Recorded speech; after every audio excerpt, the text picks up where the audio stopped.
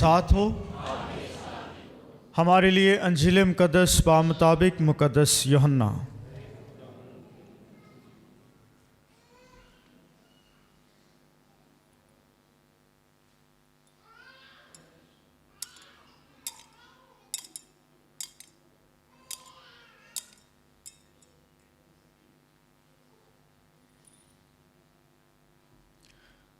उसका दूसरा बाब पहली 12 आयात। उन दिनों में काना जलील में ब्याह हुआ और यस्सु की माँ वहाँ थी, और यस्सु और उसके शागिर्द भी उस ब्याह में बुलाए गए थे। और जब मैं घट गई तो यस्सु की माँ ने उससे कहा कि उनके पास मैं नहीं रही। और यस्सु ने उससे कहा, ऐ खातून, मुझे और तुझे क्या, मेरा वक्त हनूज नहीं आया। उसकी माँ ने खादमों से कहा, जो कुछ ये तुमसे कहे वो करो। और वहाँ यहूदियों की रस्म तहारत के लिए पत्थर के 6 मटके धरे थे, जिनमें 2-2 या 3-3 बत समाते थे। यस्सु ने उनसे कहा, मटकों में पानी भर दो। सो उन्होंने उनको लबालब भर दिया। और उसने उनसे कहा कि अब निकालो और मेरे ज़ियाफ़त के पास ले जाओ। और वो ले गए।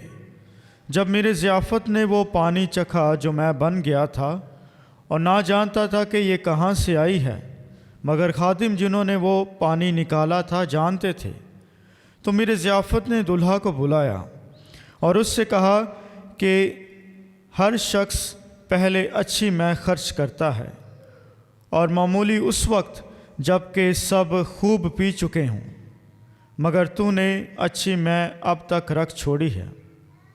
निशानों का ये शुरू यस्सु ने काना जलील में किया, और उसने अपना जलाल दिखाया और उसके शागिर्द उस पर ईमान लाए। इसलिए इसके बाद वो और उसकी माँ और भाई और उसके शागिर्द कफ़रनहूम में गए, मगर वहाँ बहुत दिन ना रहे। अंजील मुक़द्दस के वसीला से हमारी ख़ताएँ मुआफ़ की जाएँ। मसीह खुदा में मेरे अज़ीज़ों, आए सबसे पहले खुदा का शुक्र अदा करते हैं कि खुदा ने हमें ये फ़ज़ल अता किया है, बरकत दी है कि आज हम खुदा के घर में आते हैं और एक ख़ानदानी कलीसिया की सूरत में जमा होकर उसका शुक्र अदा करते हैं, हर उस नेमत के लिए, हर उस बरकत के लिए जो खुदा हमें अता करता है। और आज खुदा का कलाम भी हमें यही सिखाता है कि खुदा कसरत का खुदा है, खुदा मुहैया करने वाला खुदा है, खुदा हमारी कमियों को दूर करने वाला खुदा है। हमें वो हर चीज़ मुहैया करता है जिसके वसीले से इंसान ज़िंदगी तो पाता है और साथ साथ खुदा का शुक्र भी अदा करता है। आज जब खुदा का कलाम हम सुनते हैं तो आज की पहली तिलावत यशायाह नबी के सहीफ़े में से ली गई है, जहाँ पर खुदा अपनी उम्मत को दुल्हन कह के पुकारता है। पुराना अहदनामा जो है उसमें हमेशा खुदा ने अपने लोगों के साथ, अपनी कौम के साथ रिश्ता बहन भाइयों वाला नहीं रखा, बल्कि एक दुल्हा और दुल्हन का रिश्ता जैसा होता है, एक मियाँ बीवी का जैसा रिश्ता होता है, वैसा रखा है। और इसलिए उसे दुल्हन कह के पुकारता है। और आज भी खुदा का जब हमने कलाम सुना है, पहली तिलावत सुनी है, तो उसमें भी खुदा अपनी कौम को दुल्हन कह के पुकारता है। यानी आज खुदा जो है इंसान को ये बताना चाहता है कि इंसान के साथ उसका ताल्लुक़ कैसा है, उसका जोड़ कैसा है कि एक मियाँ बीवी जिस तरह एक दूसरे को अपना आप दे देते हैं, तो खुदा ने अपना इकलौता बेटा भेजकर इस दुनिया में इंसान के साथ एक दफ़ा फिर जो है वो रिश्ता जोड़ा है बेटे के वसीले से। और वो रिश्ता जो है वो ऐसा रिश्ता है जो कभी तोड़ा ना जाएगा। और इसलिए खुदा का कलाम हमें सिखाता है कि हम जब खुदा के कलाम पर अमल करते हैं खुदा के कलाम की बातें सुनते हैं तो हमारा ईमान बढ़ता है, और ईमान बढ़ने के साथ साथ जो खुदा का इंसान से ताल्लुक़ है वो बढ़ता है, मजबूत होता है। और उस रिश्ते को मजबूत करने के लिए हम आज यहाँ पर फिर आए हैं, खुदा के हजूर में आए हैं, और उस खुदा के हजूर में आए हैं जो यहोवा है, जो मुहैया करने वाला खुदा है। ये वो खुदा है जो इंसान की ज़िंदगी को चार चांद लगा देता है और फिर इंसान को ज़िंदगी अता करता है। आज जब यूहन्ना की अंजील में से हमने तिलावत सुनी है तो याद रखें कि यूहन्ना जो है उसकी अंजील जो है वो निशानात का जिक्र करती है, वक्त का जिक्र करती है, और इसलिए आज अदद का जिक्र भी किया गया है। और यूहन्ना की अंजील में ये सारा कुछ यूहन्ना जो है ये क्यों बयान कर रहा है कि पहला मौजज़ा यीशु ने किया है, और यूहन्ना की अंजील में कुल 7 मौजज़ात जो हैं वो दर्ज किए गए हैं। हम जब मौजज़े की बात करते हैं तो मौजज़ा है क्या? मौजज़ा क्या है? हाँ जी, मौजज़ा क्या है? मौजज़ा वो है जो मेरे और आपके लिए नामुमकिन हो लेकिन खुदा के लिए मुमकिन हो। जो मेरे और आपके लिए नामुमकिन हो, जो हम कर ना सके, लेकिन खुदा के लिए वो मुमकिन है, क्योंकि खुदा ने इस दुनिया को बनाया है, खुदा ने हम सबों को बनाया है, और खुदा ने हम सबों को बनाकर ज़िंदगी अता की है। यानी इब्तिदा में लिखा है कि खुदा ने, तकवीन में लिखा है कि खुदा ने इंसान का पुतला बनाया था और उसमें ज़िंदगी का दम फूंका था। यानी ज़िंदगी देने वाला तो खुदा ही है। और खुदा ने अपना बेटा इस दुनिया में भेजा। क्यों भेजा? क्योंकि इंसान ने गुनाह किया था और इंसान को दोबारा ज़िंदगी मिलनी थी, दोबारा ज़िंदगी खुदा ने देनी थी, और इसलिए खुदा अपने बेटे को भेजता है इस दुनिया में ताकि उसके वसीले से इंसान ज़िंदगी पाए। और इसलिए यूहन्ना की अंजील जो है उसका 10वां बाब उसकी 10वीं आयत में लिखा है कि मैं आया हूँ कि वो ज़िंदगी पाएँ और कसरत की ज़िंदगी पाएँ। यानी कसरत का खुदा है जो इंसान को हर वो चीज़ मुहैया करता है कि इंसान उस चीज़ को हासिल करके ज़िंदगी भी गुजारता है और खुशहाल ज़िंदगी गुजारता है। मसीह खुदा में मेरे अज़ीज़ों, 7 का जो अदद है कलाम मुक़द्दस में, 7 का अदद कामलियत का निशान है, कामलियत का अदद है, कामिल होने का, मुकम्मल होने का, कसरत से मिलने का, मुहैया होने का निशान है कि खुदा जो है वो कसरत से मुहैया करता है, कामलियत तक लेकर चलता है, कामिल बनाता है, इस काबिल बनाता है कि हम अपने आप को उसकी बादशाहत में दाखिल करने के काबिल ठहरें, बनाएं अपने आप को। इसलिए आज जब यूहन्ना इस बात का जिक्र करता है कि यीशु ने पहला मौजज़ा किया है, और मौजज़ा क्या है आज? कौन सा मौजज़ा है? पानी को मैं में तब्दील कर देना। और जब पानी को मैं में तब्दील करते हैं तो याद रखें कि जब मुकस्सा मरियम, शुरू में लिखा है, आज की इंजील मुक़द्दस के शुरू में लिखा है कि उन दिनों में कायना जलील में ब्याह हुआ और यीशु की माँ मरियम भी वहाँ थी। कलाम का आगाज़ किससे हो रहा है?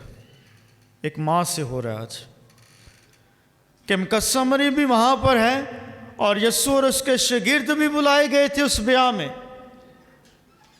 और मुकस्सा मरियम क्या देखती है कि मैं घट गई है। किसने उस ख़ानदान की मजबूरी को महसूस किया है, दुख को महसूस किया है?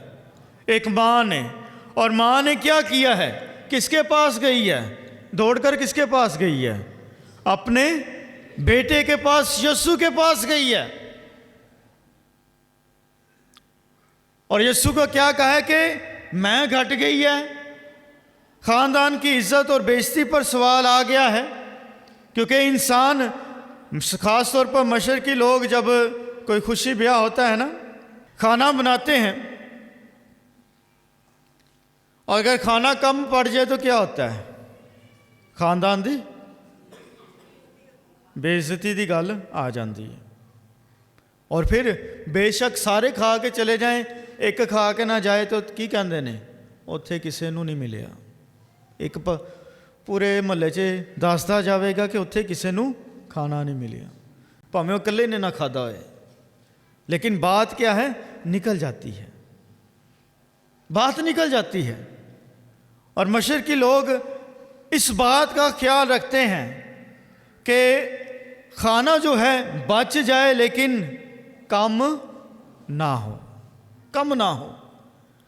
अब मुकस्सा मरियम ने भी ये देखा है, महसूस किया है, मजबूर हो गया ख़ानदान, परेशान हो गया, मुश्किल में आ गया है। और उनकी परेशानी और मुश्किल को देखते हुए एक माँ अपने बेटे के पास जाती है और किसके लिए फरियाद करती है? एक ख़ानदान के लिए, कि उस ख़ानदान की इज़्ज़त बच जाए, उस ख़ानदान का वक़ार और रुतबा कायम रहे। और वो फरियाद लेकर अपने बेटे के पास जाती है और कहती है कि इनकी मैं घट गई है। लेकिन बेटा क्या कहता है? क्या खातून, मुझे और तुझे क्या, मेरा वक्त हनूज नहीं आया। लेकिन मुकस्सा मरियम आगे बहस नहीं करती, यीशु को कुछ नहीं कहती, बल्कि नौकरों को कहती है कि जो ये कहता है वो करो, जो ये कहता है वो करो। यहाँ पर आगे बढ़ने से पहले आज जितने भी नौजवान यहाँ पर बैठे हैं, आज एक कलाम जो है वो आपके लिए भी है और एक पैगाम आपको देता है। आगे बढ़ने से पहले नौजवानों को पैगाम देता जाऊं। मुकस्सा मरियम अपने बेटे के पास गई है क्योंकि बेटे पर उसे उम्मीद थी, भरोसा था कि वही इस ख़ानदान की परेशानी को दूर कर सकता है। ऐसे ही है, एक माँ को अपने बेटे पर भरोसा है कि वो सब कुछ दे सकता है। अगर वो इस धरती पर आया है ज़िंदगी देने के लिए, ना सिर्फ ज़िंदगी बल्कि कसरत की ज़िंदगी देने के लिए, तो ये उसके सामने कोई बड़ी बात नहीं है। माँ को अपने बेटे पर भरोसा था। नौजवानों के लिए ये पैगाम है कि माँ बाप जो हैं आपको ज़िंदगी देते हैं, हर वो चीज़ सिखाते हैं, हर वो काम आपके लिए करते हैं, कुर्बानियाँ देते हैं और आपको इस काबिल बना देते हैं कि आप ज़िंदगी में कुछ बन सको, ज़िंदगी में कुछ बन सको। अपने माँ बाप को ये उम्मीद दें, आज दुआ करके जाएं कि मैं इस काबिल बन जाऊं कि मेरे माँ बाप अपनी ज़ुबान से अभी अल्फाज निकालें ना तो उनकी बात पूरी हो जाए। इतना माँ बाप को भरोसा आप पे होना चाहिए। एक बच्चे पर, एक बेटे बेटी पर माँ बाप का भरोसा होना चाहिए कि वो एतबार होना चाहिए कि वो जहाँ भी खड़े हों, किसी भी जगह पर खड़े हों, चाहे किसी ऐसे ख़ानदान में खड़े हों जो मुश्किल में परेशान है, मुसीबत में है, तो वो वहाँ पर खड़े होकर कह सकें कि मेरा बेटा ये सब कुछ कर देगा। आमीन।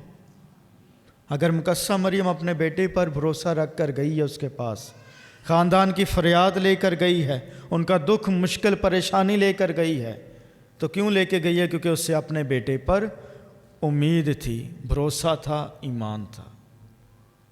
जितने भी नौजवान यहाँ पर आज बैठे हैं, अपने माँ बाप की पहचान बने, उम्मीद बने, ईमान बने, फ़ख्र बने, भरोसा बने कि वो कहीं भी खड़े होकर कह सकें। लोग अक्सर इंजाम ला देंगे ने ना, तो वहाँ पे उन्होंने जो अपने बच्चों का पता होए तो की कहते ने, मेरा मुंडा इंज नहीं कर सकता, क्योंकि बच्चों ते मां नूं या बाप नूं यकीन है। तो बच्चे का जो पता हो कि वो कर सकता तो फिर माँ प्यो की कहते हैं, इन्ने कीता होना, कहते नहीं कि नहीं, इन्ने कीता होना। इसलिए आज ये मौजा नौजवानों को एक बहुत बड़ा पैगाम देता है कि अपने माँ बाप की उम्मीद बने, भरोसा बने, एतबार बने, फ़ख्र बने और अपने माँ बाप के नाम को रोशन करें। मसीह खुदा में मेरे चीज़ों, आज जब मुकद्दस मरियम ने कहा कि इनके लिए कुछ करो, तो यीशु क्या कहता है कि मटकों में पानी भर दो। और कितने मटके थी जी? 6 मटके थे। और लिखा है कि उसमें 2-2 या 3-3 बात समाते थे, यानी एक मटके में तकरीबन जो है वो 30 लीटर तक पानी था, और 6 थे और 180 लीटर पानी बनता है, 180 लीटर पानी।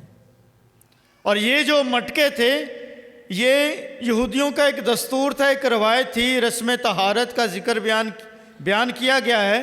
ये एक रवायत थी कि ये जो मटके थे ये दरवाजे के बाहर होते थे, और उनका दस्तूर क्या था कि जब भी कोई घर से बाहर से घर में दाखिल होता था तो वो उसके पाँव धुलाते थे, वो पाँव धोकर घर में दाखिल होता था,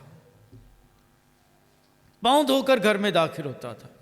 और 6 मटके हैं, और यीशु क्या करता है कि उन्हें कहता है कि इसको पानी से लबालब भर दो। मसीह खुदा में मेरे अज़ीज़ों, आज ये मौज़ा हमें सिखाता है कि खुदा जो है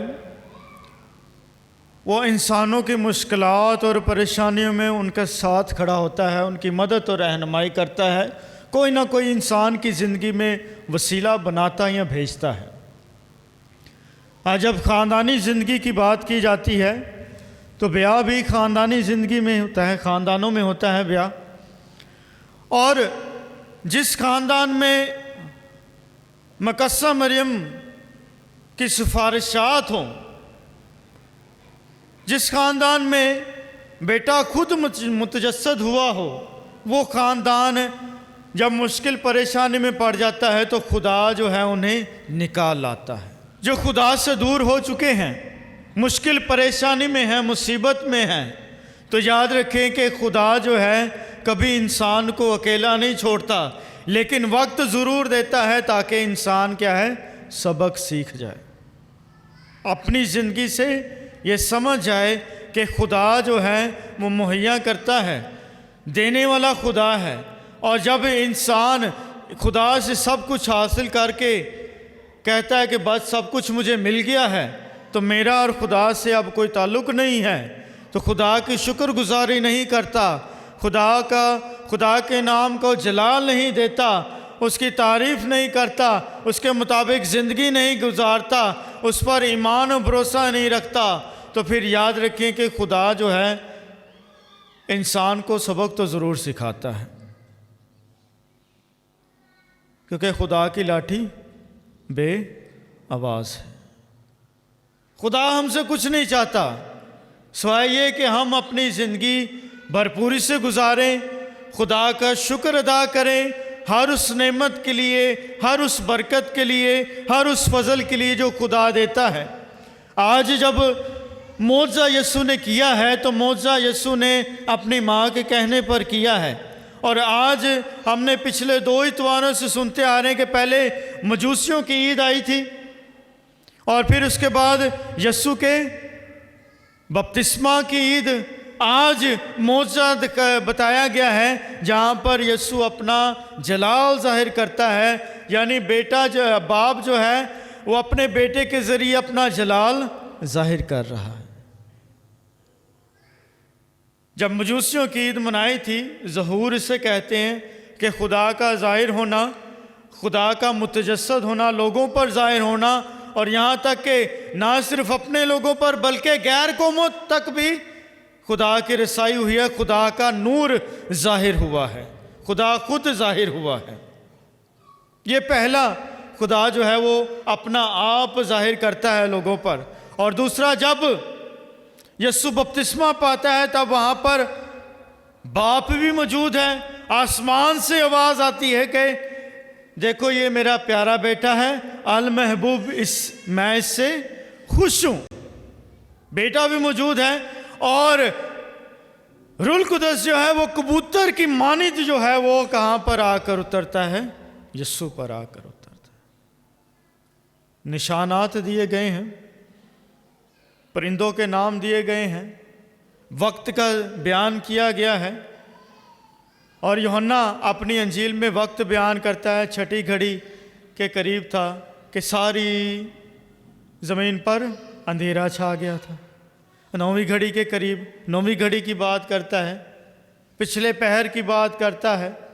यानी ये वक्त, ये मुकाम या कोई निशान या किसी चीज़ का जिक्र किया गया है, किसी का नाम लिया गया है, तो याद रखें कि यूहन्ना की इंजील में अदद जो लफ्ज़ बयान किए जाते हैं या जो निशानात दिए गए हैं, उनका कोई ना कोई मकसद और मतलब ज़रूर है।